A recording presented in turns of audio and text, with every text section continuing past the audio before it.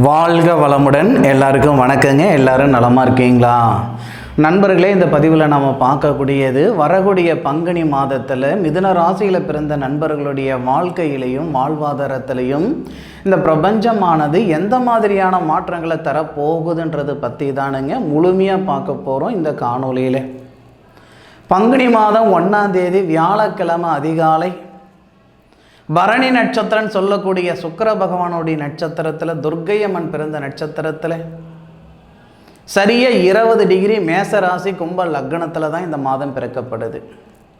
சோபகிருது வருடத்துடைய கடைசி மாதமான பங்குனி மாதம் மிதுன ராசி நண்பர்களுக்கு சாதகமாக இருக்குமா பாதகமாக இருக்குமா?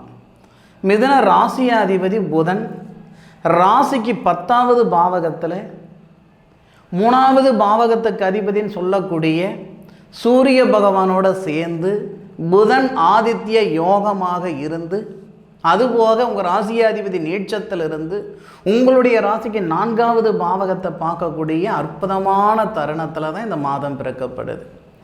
வாகனம் வாங்கணுன்ற ஆசை நிறைய நண்பர்களுக்கு இருக்க தான் செய்யுது.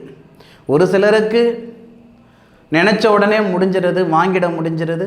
ஒரு சில நண்பர்களுக்கு 2 வருஷமாக 3 வருஷமாக 5 வருஷமாக கனவு மட்டுமே காணக்கூடிய நண்பர்கள் இருக்க தான் செய்கிறீங்க. வாகனம் வாங்கிறதுக்கும் அதே மாதிரி சொந்தமாக வீடு வாசல் வாங்கிறதுக்கும் இது நல்ல நேரம் தானுங்க. எல்லா பதிவுலையும் வீடு வாசல் வாங்கிறதுக்கான நேரம் அப்படின்ட்டு எல்லாரும் சொல்கிறாங்க. அது எந்த அளவுக்கு தான் சார் உண்மை அப்படின்னா, பொதுவாக ஒரு மண்மனை வாங்கணும் அப்படின்னா சுபஸ்தானாதிபதினு சொல்லக்கூடிய கிரகம், அதாவது 4க்குடைய கிரகம், அந்த கிரகம் 4வது பாவகத்தை பார்க்கணும். இல்லை அப்படின்னா செவ்வாய் பூமிகாரகர், அந்த செவ்வாவுடைய பார்வை 4வது பாவகத்தை பார்க்கணும். இந்த 2 அமைப்புகள் இருந்தால் மட்டுமே அவரால் ஒரு வீடு வாசல் வாங்க முடியும். அதுபோக வாகனம் வாங்கிறதுக்கான வாய்ப்புகளும் ஏற்படுத்தும். இது யாருக்கிட்ட வேணாலும் கேட்டுக்கிடலாம், எந்த ஜோதிடர்கிட்ட கேட்டாலும் உண்மை இதுதான்ன்ற மாதிரி சொல்லுவாங்க. இல்லை அப்படின்னா அந்த 4க்குடையவருடைய திசையோ அல்லது 4க்குடைய புத்தியோ அல்லது 4க்குடையவருடைய அந்தரமோ நடக்கணும். ஆனால் நம்ம பிரார்த்தம் இந்த பங்குனி மாதத்தில் மாத தொடக்கத்திலேயே மிதுன ராசியாதிபதினு சொல்லக்கூடிய புதன், அந்த புதன் தான் 4க்கும் சொந்தக்காரர், 4வது பாவகத்துக்கும் 4வது பாத்தியத்துக்கும் சொந்தக்காரர் அந்த புதன் தானுங்க. சூரிய பகவானோட சேர்ந்து இருக்கிறாரு.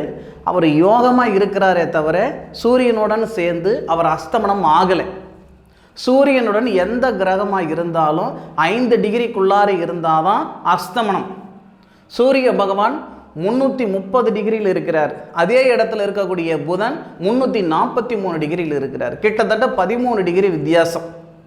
அப்போ 100% புதன் அஸ்தமனம் அடைய போகிறது இல்லை. அதுபோக புதன் வக்ரம் அடைகிறாரு.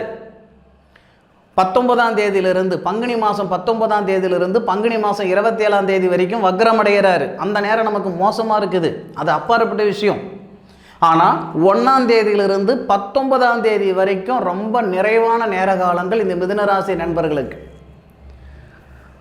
மாத தொடக்கம் அன்னைக்கே 4வது பாவகத்துக்கு அதிபதி 4வது பாவகத்தை பார்க்குறாருன்னு சொன்னேன் இல்லைங்களா? அதே மாதிரி 2ஆம் தேதி பங்குனி மாதம் 2ஆம் தேதி இந்த செவ்வான்னு சொல்லக்கூடிய கிரகம் தானே பூமிகாரகர். அதுபோக மிதுனராசி நண்பர்களுக்கு லாபஸ்தானாதிபதி செவ்வாய் தானே.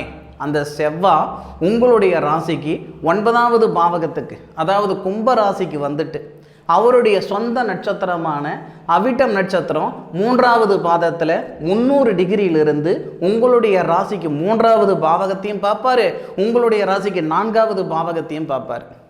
நல்லா யோசனை பண்ணி பாருங்க. 4வது பாவகம் சுபஸ்தானத்தில் சுபஸ்தானாதிபதி பார்வை, சூரிய பகவானுடைய பார்வை, செவ்வாவுடைய பார்வை. அப்போ 3 கிரகங்களுடைய பார்வையும் அந்த சுபஸ்தானத்தில் படுது. அப்போது 100% ஒரு மண்மனை வாங்கிறதுக்கு உண்டான சிறந்த ஒரு நேரம். காசு பணம் 4 காசு கையில் இல்லை, நீங்கள் பாட்டில் மண் வாங்கலான்னு சொல்லியிருக்கிறீங்க. எப்படி சார் வாங்கிறது? ஒரு விஷயம் புரிஞ்சுக்கோங்க, காசு பணம் இருந்தால் தான் ஒரு செயல் செய்யணுன்ற மாதிரி எண்ணம் இருந்தால் அது சாத்தியம் இல்லைங்க. ஒரு செயல் செய்கிறதுக்கான நேர காலங்கள் வந்துருச்சுன்னு வச்சுக்கோங்களேன், ஏதோ ஒரு வகையில் காசு பணம் வந்துடும். கடனை வாங்கியாவது அந்த செயல் செய்கிற மாதிரி ஒரு சூழ்நிலைக்கு வந்துடும். காசு பணம் மட்டும் நிறைய இருக்குது, ஆனால் அந்த செயல் செய்கிறதுக்கான பிராப்தம் இல்லை அப்படின்னா எம்பிட்டு காசு பணம் வச்சாலும் அந்த செயல்படுத்த முடியாது. நிறைய பேர் நீங்கள் அனுபவிச்சிருப்பீங்க. இந்த நேர காலங்கள் மண்மனை வாங்குறதுக்கும் அதுபோக வாகனம் வாங்குறதுக்கும் சிறப்பான ஒரு நேர காலங்கள். பங்குனி மாதம் 1ஆம் தேதியிலிருந்து பங்குனி மாதம் 19ஆம் தேதி வரை. அப்போது அந்த பங்குனி 1லிருந்து பங்குனி 19 வரை சில பேர் வெளிநாடு போகணும், இல்லை வெளிநாடு சம்பந்தப்பட்ட வேலைகள் செய்யணும் அப்படின்ற எண்ணங்கள் கொண்டிருந்தால் அந்த எண்ணங்களுக்கு ஒரு சிறந்த ஒரு நேரம் இந்த நேரம். வெளிநாடு போக்குவரத்து வேணும், இல்லை வெளிநாடு போகணும், இல்லை வெளிநாடு சம்மந்தப்பட்ட வேலைகள் செய்யணும் அப்படின்னா புதன் தான். நம்ம ஜோதிடத்தில் பார்த்திங்கன்னா ஒரு கிரகத்துக்கும் ஒரு மகத்துவம் இருக்குங்க. வெளிநாடு சார்ந்த விஷயங்கள் சிறப்பாக இருக்கணும்னா நம்ம ராசியாதி புதன் சிறப்பாக இருக்கணும். சார் புதன் நீச்சம் அடைஞ்சிடறாரே சார், அது எங்கிட்டு போய் சார் அவர் நல்லது செஞ்சுட்டு போகிறாரு அப்படின்னா இல்லை. புதன் நீட்சமே அடைஞ்சாலும் யாருடைய பாவகத்தில் இருக்கிறாரு? குரு பகவானுடைய ஆதிக்கத்தில் உத்திரட்டாதி நட்சத்திரம்னு சொல்லக்கூடிய சனி பகவானுடைய நட்சத்திரத்தில் இருக்கிறார். அப்படி அப்போ 100% அந்த இடத்துல நமக்கு சாதகமாக இருக்கும். அதுபோக சூரியனுடன் சேர்ந்து புதனாதித்ய யோகமாக இருக்கிறார். ஆக நீச்சம் அவர் தனிச்சிருந்தால் நமக்கு சங்கடம் கொடுப்பார். அவர் தனிச்சில்லை, சூரிய பகவானோட சேர்ந்து இருக்கிறார்.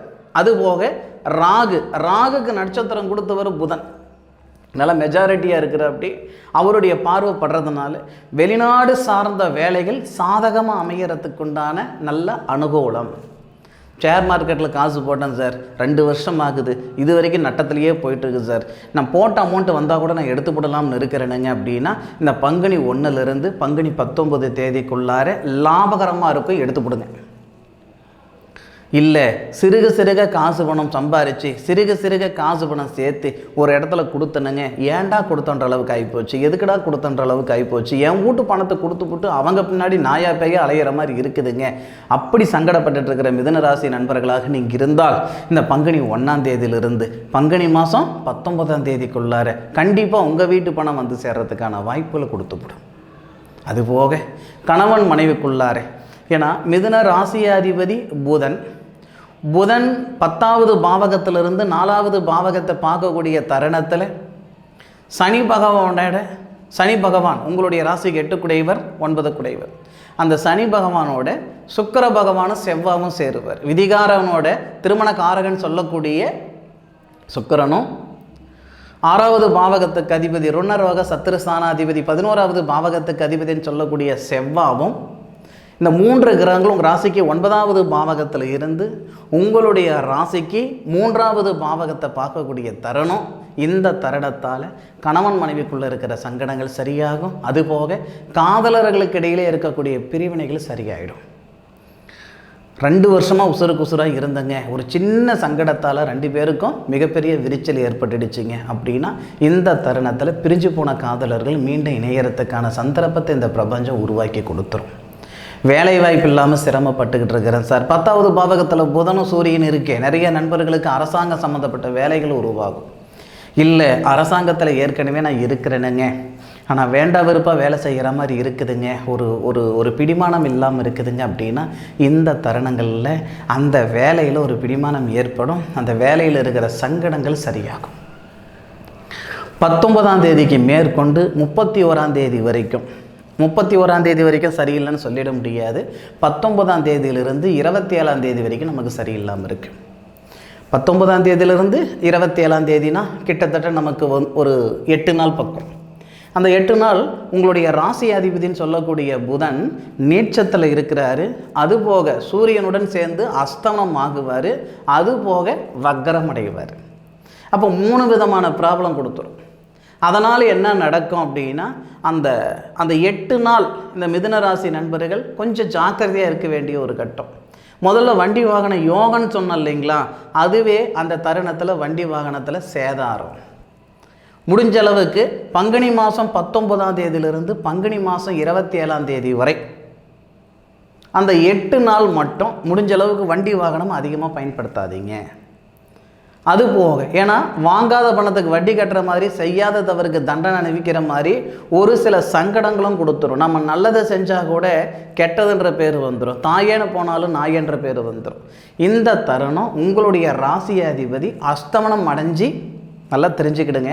உங்கள் ராசியாதிபதி புதன் அஸ்தமனம் அடைஞ்சு நீட்சம் அடைஞ்சு வக்ரத்தில் வரும்போது இந்த மாதிரி சங்கடம் கொடுத்துரும். வக்ரத்தில் வராரு அப்படின்னா அந்த தருணத்தில் ரேவதி நட்சத்திரம், தன்னுடைய நட்சத்திரம் ரேவதி நட்சத்திரம் தானுங்க. ஆனால் ரேவதி நட்சத்திரம் 360 டிகிரியிலிருந்து அவர் 0 டிகிரிக்கு வந்துடுவார். அப்போ 0 டிகிரினா கிட்டத்தட்ட மேசத்துக்கு வந்துடுவார்.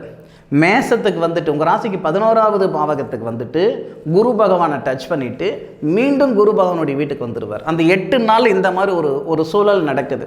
இந்த கிரக சேர்க்கை சூரிய பகவானோட மிக நெருக்கத்தில் இருக்கக்கூடிய புதன் குரு பகவானோட வந்து ரொம்ப நெருக்கத்துக்கு வரமாட்டார். குரு பகவான் ஏற்கனவே நமக்கு கிட்டத்தட்ட 19 டிகிரியில் இருக்கிறார். 19 டிகிரியில் குரு பகவான் இருப்பார். 1 டிகிரி 0 டிகிரிலேருந்து 1 டிகிரி 2 டிகிரிக்கு புதன் வந்துட்டு மீண்டும் 360 டிகிரிக்கு பின்னுக்கு போகிறார். அது வக்ரம். சனி பகவான் வக்ரம் அடைஞ்சால் பெருசாக நம்ம எடுத்துக்கிறோம், குரு பகவான் வக்ரம் அடைஞ்சால் பெருசாக எடுத்துக்கிறோம். அவங்க ராசிநாதன் வக்ரம் அடைகிறது யாருமே அது பெருசுப்படுத்துறது இல்லை. சனி பகவானை விட குரு பகவானை விட ராகு கேது வக்ரங்களை விட ஏன் சந்திராஷ்டத்துக்கு நம்ம கொடுக்கக்கூடிய முக்கியத்துவம் ஒருத்தருடைய ராசிநாதன் வக்ரம் அடையும் பொழுது யாரும் கண்டுக்கிறது இல்லை. ராசிநாதன் பலவீனம் அடைகிறாரு, வக்ரம் அடைகிறாருன்னா அது மோசமான கிரக நிலைகள். அப்போ அந்த தருணத்தை கொஞ்சம் சூதானமாக கையாளணும்.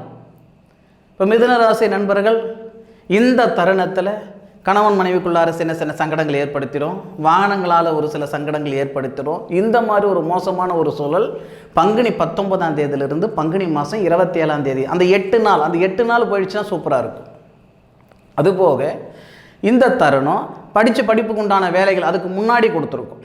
அந்த செவ்வாய் வந்து உங்களுக்கு கும்பத்துக்கு வருவார் இல்லைங்களா, செவ்வாய் தன்னுடைய சுய நட்சத்திரத்துக்கு வருப்பார் பாருங்கள். அதாவது அவிட்ட நட்சத்திரம் 3வது பாதத்திலிருந்து 4வது பார்வையாக உங்களுடைய ராசிக்கு 12வது பாவகத்தை பார்ப்பார். அப்போ படிப்புக்கு உண்டான வேலை வாய்ப்பு கொடுக்கும். விரைய செலவுகள், சுப விரைய செலவுகள், முதல்ல வீடு வாசல் வாங்குவீங்க கட்டுவீங்கன்னு சொன்னோம் பார்த்தீங்களா, அந்த மாதிரி ஒரு சூழ்நிலைகள்லாம் முன்னுக்கு நடக்கும். முன்னுக்கு நல்லா இருக்குது. பின்னுக்கு 27, 28, 29, 30, 31, 27 விட்டுடுங்க, 28, 29, 30, 31 அந்த 4 நாள் நல்லா இருக்கும். முன்னாடி கிட்டத்தட்ட ஒரு 18 நாள் நல்லா இருக்குது. பங்குனி மாதத்தில் 18 நாள் மிதுன ராசி நண்பர்களுக்கு ஆனந்தமான நேரம், அற்புதமான நேரம். பின்னாடி ஒரு 4 நாள், 18 நாள், 22 நாள், 22, 23 நாள் கூட வச்சுக்கிடுங்க. 23 நாள் மிதுன ராசி நண்பர்களுக்கு சாதகமாக இருக்குது. 8 நாள் 100% சொல்கிறேனுங்க, சத்தியமாக பாதகமாக இருக்குது மிதுன ராசி நண்பர்களுக்கு. நல்லது நடக்கலைனாலும் பரவாயில்ல சாமி, கெட்டது நடக்காமல் இருக்கணும் இல்லையா? அதனால் பங்குனி 19லிருந்து பங்குனி மாதம் 27 வரைக்கும் எப்படி நம்ம இருந்துக்கிடணுமோ அப்படி இருந்துக்கிறது புத்திசாலித்தனம். நம்மளை நாம் பார்த்துக்கிடலாம், நம்ம மற்றவங்கள பார்த்துக்கிறது அப்புறம் முதல்ல நம்மளை நாம் பார்த்துக்கிடலாம். மற்றபடி சாதகமான நேரங்களில் சாதகமான விஷயங்கள் பண்ணுங்க. பாதகமான நேர காலங்கள் வரும்போது பாதுகாப்பாக இருந்துக்கிடுங்க. ஜோதிடம்ன்றது வரக்கூடிய விஷயங்கள், வரக்கூடிய பலன்கள், வரக்கூடிய வாழ்க்கை, அந்த வாழ்க்கை எப்படி இருக்கும், வாழ்வாதாரம் எப்படி இருக்கும், அதுதான் ஜோதிடத்தில் பார்த்துக்கிடணும். வாழ்ந்த வாழ்க்கை நமக்கு எப்படி இருக்குன்னு நமக்கே தெரியும். சாப்பிட்ட சாப்பாட்டுக்கு ஊறுகாய் தேடி பிரயோஜனம் இல்லைங்க, சாப்பிட போகிற சாப்பாட்டுக்கு தான் ஊறுகாய் தேடணும். பெரியவங்க அழகாக சொல்லுவாங்க, முடிஞ்சு போன கல்யாணத்துக்கு என்னத்துக்கு மோளம் கொட்டுறீங்க, முடிஞ்சு போன கல்யாணத்துக்கு ஏன் மோளம் கட்டுறீங்கன்னா வாழ்ந்த வாழ்க்கைக்கு நம்ம எப்படி வாழ்ந்தேன் அப்படின்னு கேட்குறது. நடக்க போகிற கல்யாணத்துக்கு தான் மோளம் கொட்டணும். வாழ வேண்டிய வாழ்க்கை எப்படி இருக்குன்னு தான் நம்ம பார்த்துக்கணும். அந்த மாதிரி நடக்கக்கூடிய விஷயங்கள் முழுமையாக நீங்கள் தெரிஞ்சுக்கிறதுக்கு உங்களுடைய ஜாதகத்தில் தான் முடியுமே தவிர இந்த பேர் நான் பார்த்துக்கிறேனுங்க, அதுக்கப்புறம் இந்த பிரசனம் இதெல்லாம் ஒரு புறம் இருக்கட்டும், நம்ம அதெல்லாம் பண்ணுறது இல்லைங்க. பேர் ராசியும் பார்க்குறது இல்லைங்க, பிரசனமும் பார்க்குறது இல்லைங்களே. ஜாதகம் இருந்தால் மட்டுமே உங்களுக்கு உண்டான பலன்கள் வந்துடும். அப்படி ஜாதகம் பார்க்கணுன்னு நினைக்கிற நண்பர்கள் வாட்ஸ்அப்பில் உங்கள் ஜாதகம் அனுப்பி வைங்க. சந்தர்ப்பம் இருக்கும்போது அருமையாக நிதானமாக பொறுமையாக விரிவாக விளக்கமாக பார்த்து கொடுக்குறேனுங்க. என்னுடைய காணொலியை முழுமையாக பார்த்ததுக்கு மனசிலிருந்து மனமார்ந்த நன்றிகளை சொல்லிக்கிட்டு மீண்டும் அடுத்த ஒரு அற்புதமான தருணத்தில் உங்கள் அனைவரையும் சந்திக்கும் வரை உங்களிடமிருந்து விடைபெறுவது உங்கள் வீட்டு ஜோதிட நண்பனான மா காளிதாஸ் மணிகண்டன். திருச்சிற்றம்பலம். வாழ்க வையகம், வாழ்க வளமுடன்.